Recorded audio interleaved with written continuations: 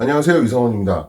이번 시간에는 HPLC 시험 시에 정밀성에 관한 문제, 프리시전에 관한 문제를 한번 다뤄보도록 하겠습니다. 그래서 프리시전이라고 하면 무엇이고, 그 다음에 이런 그 오차를 우리가 가장 최소로 하기 위해서는 어떤 방법론을 써야 되느냐. 그러니까 오차가 나올 수 있는 단계를 우리가 찾아내는 방법, 그 다음에 이런 오차들이 어떤 식으로 전파가 되는지, 그리고 양적으로 전파가 되는 걸 우리가 어떤 식으로 계산을 하는지, 그 다음에 이제 그 중에서 부분 오차를 차지하고 있는 가장 큰 오차를 나타내는 어떤 단계를 우리가 어떻게 개선을 해서 프리시전을 개선할 수가 있는지에 대한 내용을 한번 얘기를 하도록 하겠습니다. 프리시전은 보통 시험법 베리데이션이 세 가지 의미로 사용이 되죠. 그래서 첫 번째가 repeatability. 이거는 이제 반복성이라고 그러죠. 그래서 하나의 샘플을 동일 시험자가 동일한 기계를 사용해서 동일한 시약을 이용하고, 그래서 여러 번 측정을 했을 때 그 데이터들이 서로 얼마만큼 떨어져 있느냐, 그죠? 이런 것들을 나타내는 것이 바로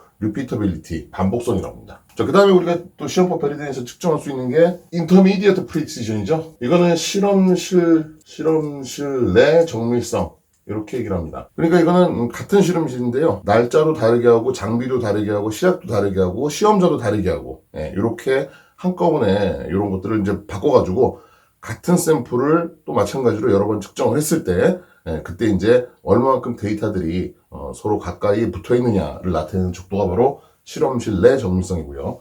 그 다음에 이제 reproducibility가 있죠. 이거는 실험실 간 정밀성이라고 합니다. 이거는 이제 서로 다른 실험실이에요. 그래서 하나의 동일한 샘플을 다른 실험실에서 분석을 했을 때 나온 결과들이 또 얼마만큼 비슷하게 나오느냐를 나타내는 것이 바로 실험실 간 정밀성이죠.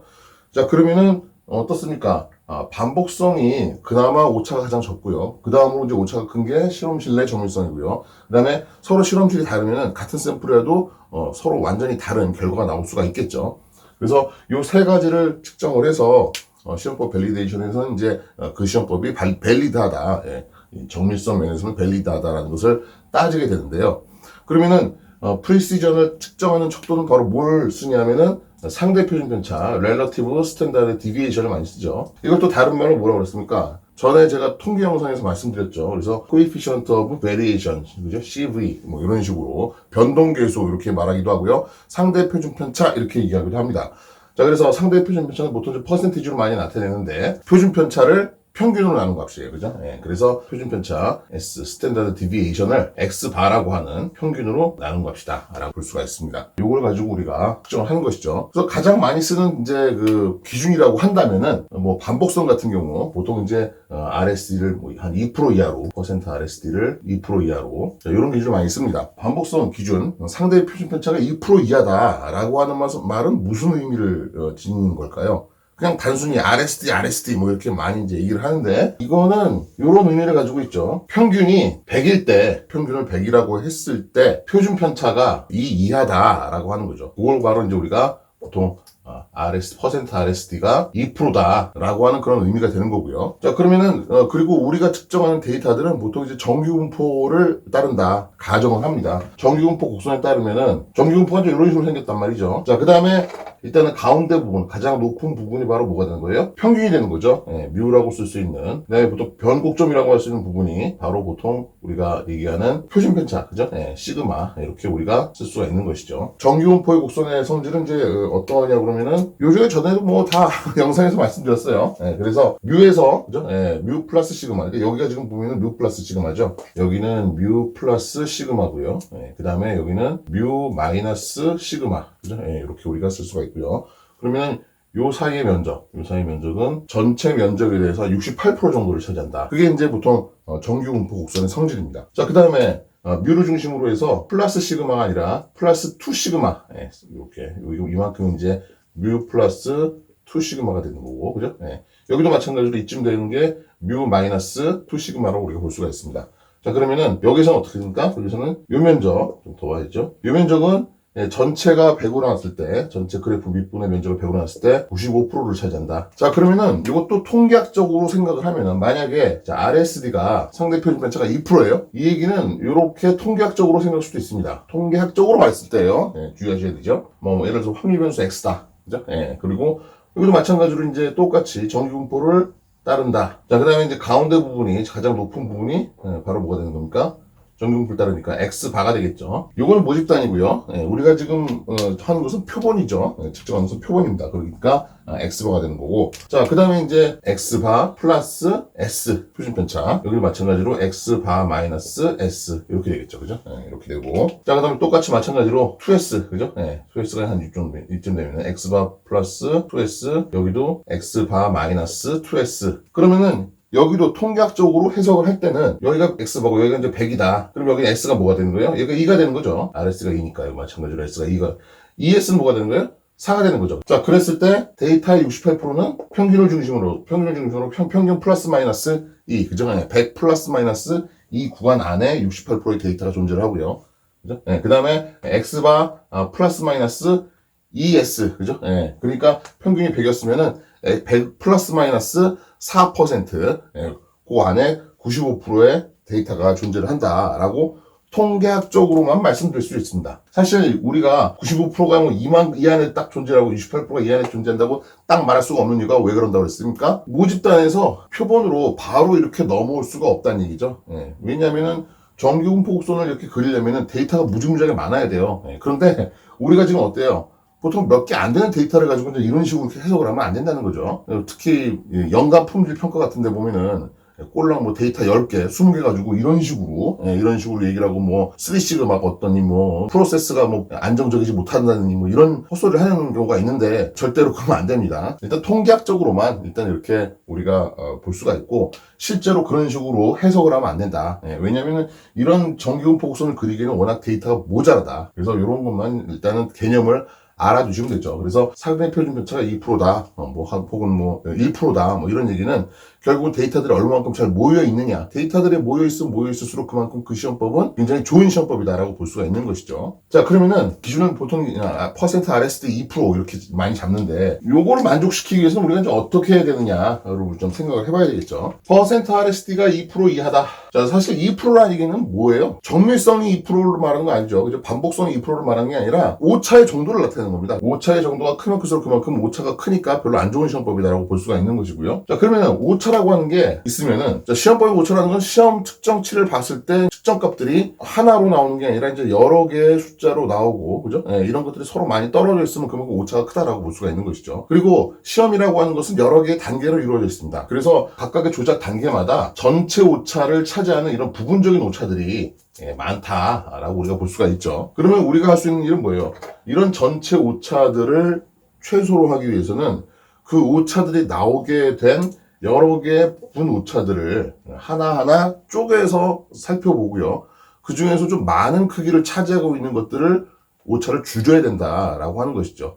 그러니까 기본적인 오차를 줄이는 전략이라고 할 수 있는 게 바로 이제 이런 겁니다. 그러면 HPLC 측정, HPLC 시험법이라고 하는 것은 보통 일반적으로 어떤 단계로 이루어져 있나요? 이런 작은 부분 오차들을 야기시키는 단계들이 무엇이 있느냐를 우리가 생각을 하고 그런 것들을 좀 더 세밀하게 자를 수 있으면은 우리가 오차를 파악을 하고 그 다음에 그런 오차들을 적게 하는데 도움이 될 겁니다. 어떤 단계가 있습니까? 무게를 측정하는 단계가 있을 겁니다. 웨잉이라고 하는 무게를 측정하는 단계가 있고요. 그 다음에 이제 샘플 프레퍼레이션이 있죠. 시료를 무게를 달아가지고 이제 이걸 갖다가 뭐 어떤 용매에다 녹인다든지 추출을 한다든지 추출해가지고 뭐 용매를 뭐 치환을 한다든지 치환하기 위해서 이제 이베포레이션을 시킨다든지 여러 가지 방법으로 이제 시료 전처리를 합니다. 시료 전처리를 하는 이유는 뭐라고 그랬습니까? 간섭이 될 수 있는 만한 물질을 제거를 하고, 그죠? 우리가 측정하려고 하는 분석 대상 물질만 순수하게 남기는 것이 기본적인 샘플 전처리의 목적입니다. 자, 그래서 샘플 프레퍼레이션을 하고요. 그 다음에 이제 만들어진 검액을 어떻게 해요? HPLC 시스템에서 찔러야 되겠죠. 인젝션을 하면서도 일어날 수 있는 오차. 그러니까 인젝션을 하면서, 그죠? 주입 부피가 조금씩 달라질 수가 있죠. 그래서 인젝션에 의한 오차가 또 있을 수가 있고, 그 다음에 인젝션이 된 다음에도 컬럼을 통과하면서 분리가 일어날 때 그때도 마찬가지로 오차가 생길 수가 있죠. 그걸 갖다 우리가 이제 크로마토그래픽 에러라고 얘기를 할 수가 있습니다. 자, 그 다음에 나오면 이제 어떻게 됩니까? 인테그레이션을 하겠죠, 그죠? 인테그레이션을 하면서 또 생길 수 있는 에러가 있습니다. 자, 그 다음에 이제 데이터 어널리시스 나온 데이터를 그러니까 인테그레이션을 시켜가지고 우리가 뭐 피크 면적을 구했으면은 그 피크 면적을 가지고 이제 또 마찬가지로 뭐 계산을 한다든가 하면은 거기는 또 나올 수 있는 뭐 오류가 있을 수가 있죠. 그래서 데이터 어널리시스에 대한. 그래서 우리가 보통 생각할 수 있는 게 이제 한 이 정도 된다라고 생각 볼 수가 있고요. 그 중에서 이제 우리가 좀 바꿀 수 있다라고 하는 것들은 이거죠. 그죠? 네, 요거. 그 다음에 샘플 프레퍼레이션, 인젝션. 크로마토그래픽 에러라고 하는 것은 어차피 그 안에서 이제 분리가 제대로 안 되거나, 그죠? 네, 아니면은 분리가 되더라도 뭐 그 안에 뭐 어떤 숨어 있는 다른 간섭 물질이 이제 있다라고 하면은 이제 그때 우리가 또 고칠 수가 있는 거고요. 그런 것들은 사실 어떻게 그 정량적으로 우리가 판단하기 좀 힘든 부분이 있습니다. 그래서 이번 시간에는 웨잉, 샘플 프레퍼레이션, 인젝션, 그다음에 인테그레이션 관련된 부분을 가지고 우리가 이제 얘기를 하겠습니다. 자, 그러면은 전체 오차에 영향을 미치는 여러 가지 이제 부분 오차들을 우리가 쪼개가지고 좀 생각을 해볼 수가 있다고 그랬고요. 자, 그 다음에 여기서 말하는 오차라고 하는 건 뭐 어떤 오차를 말하는 겁니까? 제가 예전에 오차라고 하는 것은 크게 계통 오차와 우연 오차 두 가지로 나눌 수가 있다고 그랬죠. 자, 근데 프리시즌에 관련된 오차는 주로 이제 랜덤 에러, 그죠? 예, 우연 오차입니다, 우연 오차. 어큐러시랑 관련된 것이 바로 이제 보통 계통 오차라고 볼 수가 있는 것이죠. 그래서 프리시즌에 관련된 오차는 우연 오차, 랜덤 에러라고 우리가 생각할 수가 있다. 우연 오차는 보정이 안 된다고 그랬습니다. 예, 보정이 안 돼요. 그러니까 오차를 줄이는 것과 보정을 해주는 걸 헷갈리시면 안 돼요.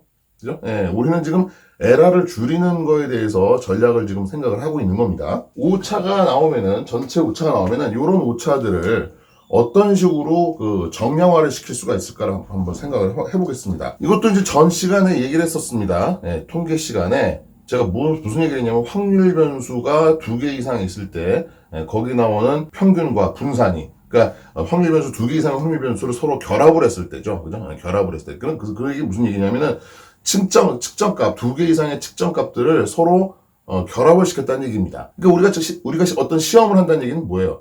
여러 가지의 측정을 하고요. 아니면은 여러 개의 측정값이 나올 수 있는 여러 단계의 조작을 하고요. 그럼 거기 나오는 여러 개의 측정값들의 오차들이 생길 거고요. 그런 오차들을 모았을 때 총 오차가 되는 거고, 우리가 이런 총 오차를, 전체 오차를 줄이려면은 이런 오차에 영향을 주는 개개의 오차들을 살펴보고, 그 다음에 그것들을 작게 하는 노력이 필요하다라고 그랬죠. 이런 오차들을 보통 이제 정량화시키는 건 아까 말씀드렸듯이 상대 표준 편차, 혹은 표준 편차, 분산, 이런 걸로 보통 이제 오차의 크기를 우리가 측정을 한다라고 보시면 되고요. 그러면은 전체와 부분 오차들이 어떤 관계를 가지고 있느냐는 지난 시간에 말씀드렸다시피 이제 분산이 어떤 식으로 표현이 되느냐. 그러니까 전에 제가 이런 말씀드렸죠. X오고 Y라고 하는 확률 변수가 있다라고 했을 때 X 플러스 Y라고 하는 그러니까 각각의 확률 변수를 더해가지고 하나의 새로운 확률 변수를 만들었습니다.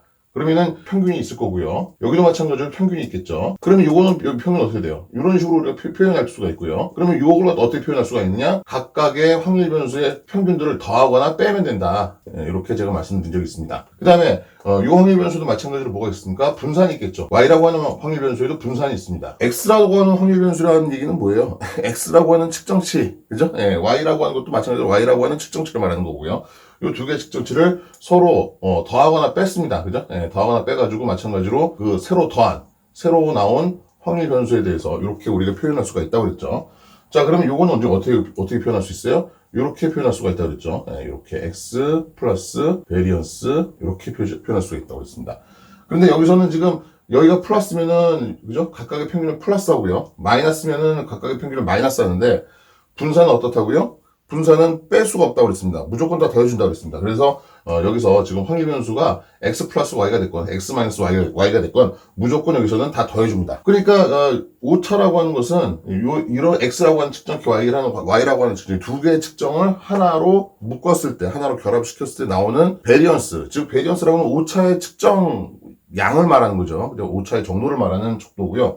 그러면은 여기서의 오차가 x 플러스 y의 베리언스라고 하는 하나의 오차로 표현될 수가 있는 거고요. 그러면 오차 간의 서로 관계는 이런 식의 관계를 띠고 있다라고 우리가 생각할 수가 있는 것이죠.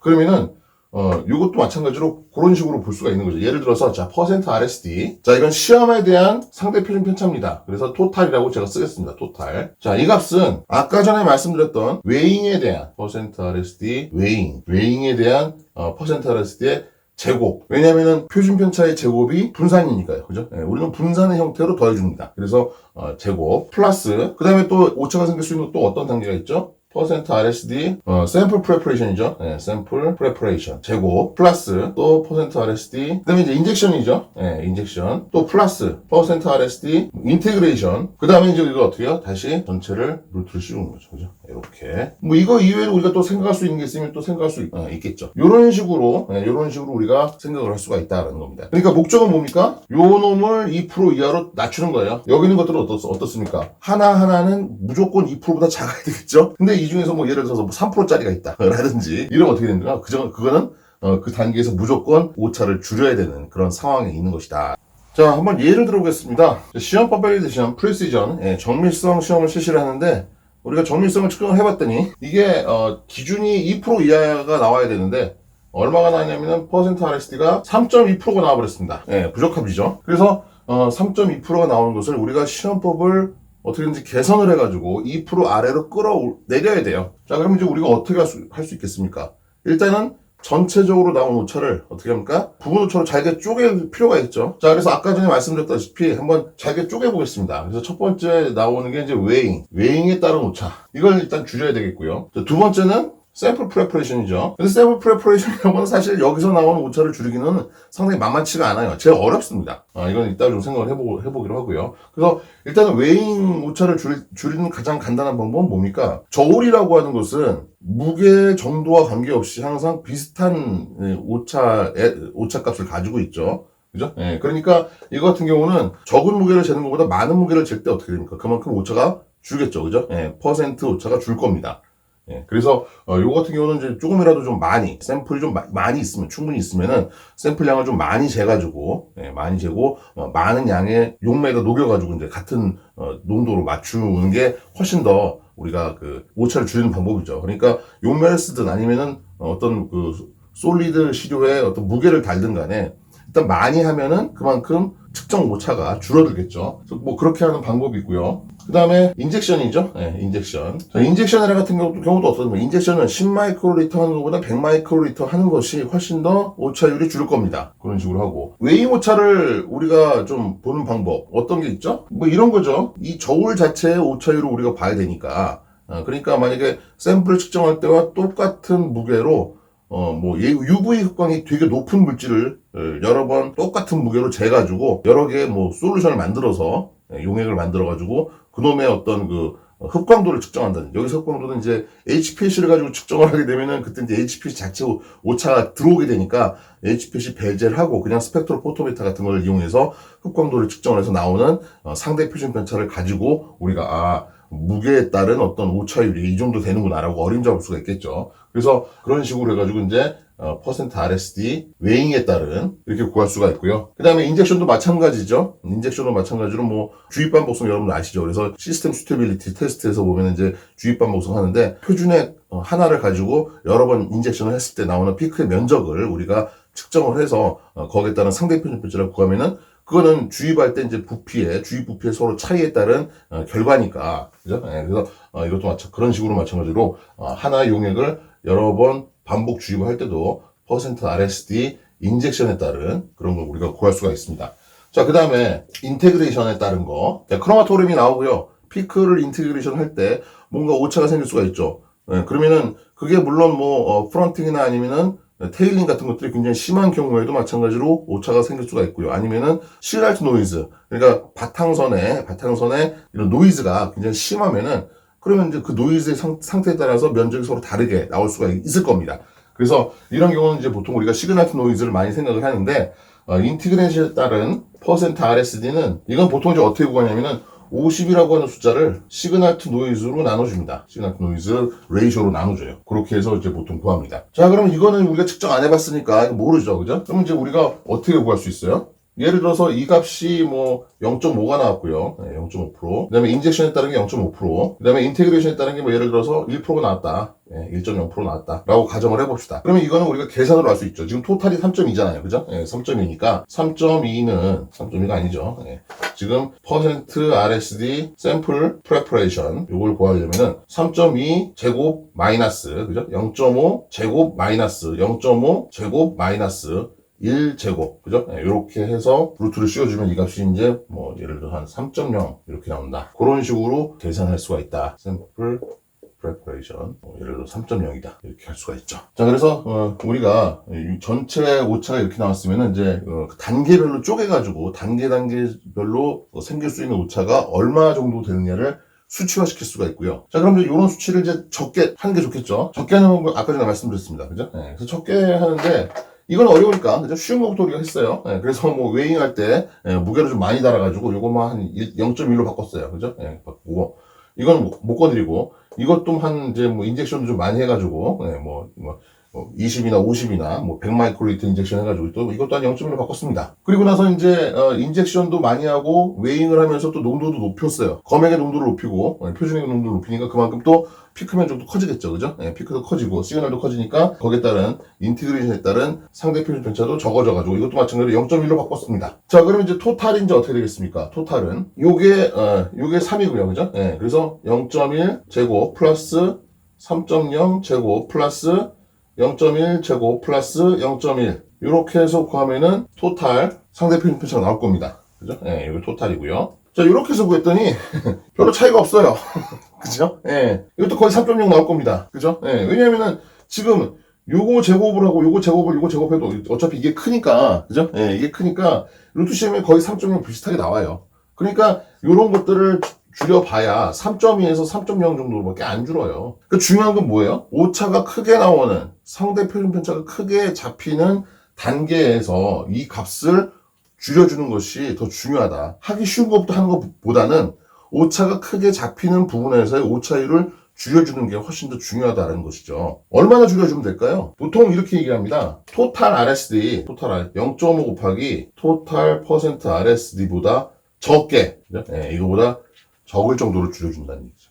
그러니까 지금 각각에 나와 있는 상대 표준 편차 중에서 지금 예를 들어서 토탈이 3.0이다 그러면은 3.0의 반인 1.5보다 적게 가져가야 된다는 얘기입니다. 각각의 상대 표준 편차가요. 그러면 일단은 이런 것들보다는, 그죠? 이런 것들은 별로 고쳐봐야, 그죠? 적게 개선을 해봐야 그렇게 크게 우리한테 도움이 안 되고요. 요 놈을 바꾸는 게 이제 가장 중요하다라는 것이죠. 자, 그럼 요걸 어떻게 이제 바꿀까요? 샘플 전처리의 오차를 줄이는 방법에 대해서는 뭐 이렇게 딱 잘라서 말할 수 있는 건 없습니다. 왜냐하면은 전처리하는 단계라고 하는 것이 이것도 쪼개면 쪼갤수록 또 굉장히 많아지기 때문이죠. 그래서 일반적으로 많이 하는 뭐 이제 용해를 시킬 때 어떤 부피 측정의 오차라든지 이런 것들을 줄이는 방법을 생각을 하시거나 아니면은 이제 익스트랙션을 시키는 익스트랙션 효율을 추출의 효율을 높이는 방법을 생각을 하신다든가 아니면은 중간중간에 이제 익스트랙션을 시키고 이베포레이션 시키고 뭐 리컨스티튜션 시키면서 생길 수 있는 어떤 샘플의 로스를 인터널 스탠다드를 가지고 뭔가 좀 또 보정을 시켜주는 방법을 생각을 하신다든가 하는 그런 여러 가지 방법을 우리가 생각할 수가 있고요. 그래서 이렇게 나오는 것들은 이제 뭐 줄여준다, 그죠?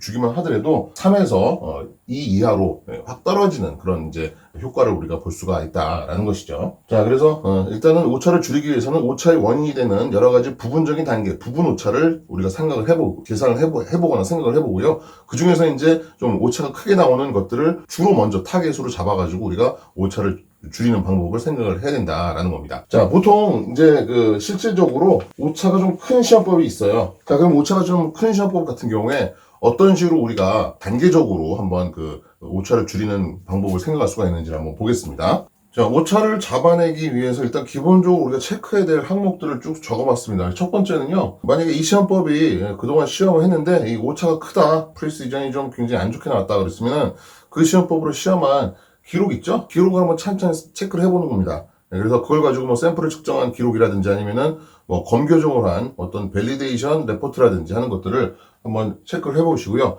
두 번째는 시험할 때 사용했던 여러 가지 계측기들 있죠? 저울이라든지 피펫이라든지 플라스크라든지 하는 것들이 과연 캘리브레이션이 돼 있었는지를 한번 우리가 살펴보는 겁니다. 그래서 캘리브레이션 유효 기간은 뭐 지난 것들이 있는지 혹시 좀 살펴보시고요.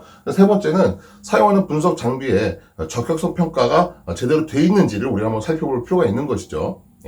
자, 근데 보통 이제 당연히 GMP이기 때문에 우리가 이제 정기적으로 장비에 대한 적격성 평가를 실시하기는 하는데요. 이런 경우도 있을 수가 있어요. 만약에 이 장비 자체에 어떤 모듈에 예를 들어서 HPLC 시스템에 뭐 믹서라든지 펌프라든지 아니면은 디텍터라든지 하는 부분에 그 기계 자체의 성능에 따른 허용 오차가 있을 수가 있습니다. 그렇겠죠? 그런데 그런 허용 오차가 좀 약간 기계가 뭐 옛날 거라든지 아니면은 좀 싼 기계라서 허용 오차가 커. 그죠? 예. 그럼 허용 오차가 예를 들어서 3%예요? 근데 그 기계를 사용해가지고 우리가 2% 이하를 맞추려고 그러면은 그게 맞춰질까요? 죽어도 깨도 못 맞추죠. 이런 경우도 있습니다. 그래서 허용 오차가 각각의 모듈, 우리가 계측을 하는 이 장비의 어떤 모듈마다의 허용 오차가 과연 우리가 목적하는 오차보다는 적은지를 우리가 한번 살펴볼 필요가 있다라는 것이죠. 중요하죠. 자, 그 다음에 이제 이런 것들을 다 살펴보고 장비라든지 어떤 기기에는 문제가 없다라고 했을 때 그때부터 이제 시험법에 대한 어떤 이제 점검이 필요한 거죠. 그래서 일단 처음에는 레퍼런스 스탠다드 표준액을 만들어 가지고 한번 여러 번 인젝션을 해보는 겁니다. 그죠? 네, 그래서 거기에 따른 뭐 이제 이런저런 인젝션 볼륨의 차이가 있는지 아니면 뭐 크로마토그래피 컬럼을 통과하면서 어떤 이제 피크에 어떤 문제가 생길 수가 있는지 아니면 뭐 디텍터에 어떤 문제가 있을 수가 있는지를 갖다가 살펴보고요. 그 다음에 이제 스탠다드만 인젝션을 하는 경우보다는 이제 어떤 직접 샘플을 우리가 한번 만들어서 검액을 만드는 거죠. 그래서 검액을 하기 전에 검액을 만들기 전에 이제 뭐 그 전에 전처리를 하잖아요. 그러면 이제 전처리를 한 것을 가지고 이제 검액을 만들어서 한번 우리가 인젝션을 해보는 거죠. 이때도 마찬가지로 처음부터 전처리를 여러 개의 전처리를 한 걸 가지고 한 것이 아니라 일단은 전처리를 한 아주 다량의 검액을 여러 번 한번 찔러보는 겁니다. 그러니까 검액 자체는 호모지니어스한 상태예요. 그런 상태로 인젝션을 했는데 스탠다드 표준액을 인젝션을 했을 때랑 뭔가 서로 다르게 나온다. 뭔가 좀 거기에 따른 상대 표준 편차가 좀 크게 나온다. 라고 한다면은 검액 자체는 호모지니어스한데 검액에 뭔가 간섭 물질이 존재한다라는 것이죠. 그래서 이럴 때는 전처리에 따른 어떤 그 전처리 오차에 의한 원인이 아니다라고 우리 생각할 수가 있는 것이죠. 그런데 만약에 전처리를 여러 번 했습니다. 그죠? 따로따로 전처리를 한 검액을 가지고 인젝션을 했더니 거기에 따라서 뭐 오차가 크게 나온다라고 한다면 그때는 이제 전처리에 어떤 문제가 있을 수가 있는 거죠. 전처리 할 때 생길 수 있는 오차가 좀 크다고 우리가 볼 수가 있는 것이고요. 그래서 그런 식으로 우리가 하나하나 단계마다 측정할 수 있는 오차, 우리가 조사할 수 있는 오차를 하나하나 잘 아이솔레이션을 해가지고 그런 것들을 우리가 살펴보고 그 중에서 좀 오차가 크게 상대 표준 편차가 크게 나오는 것들을 잡아서 줄이는 방법을 생각을 해본다면은 그러면은 우리가 이제 오차를 찾아서 줄일 수 있게 되는 것이죠. 예. 그래서 이번 시간에는 이제 오차를 어떤 식으로 정량화를 시키고 어떻게 아이솔레이션 시키고 그다음에 어떻게 개선을 시킬 수 있는가에 대해서 쭉 말씀을 드렸습니다.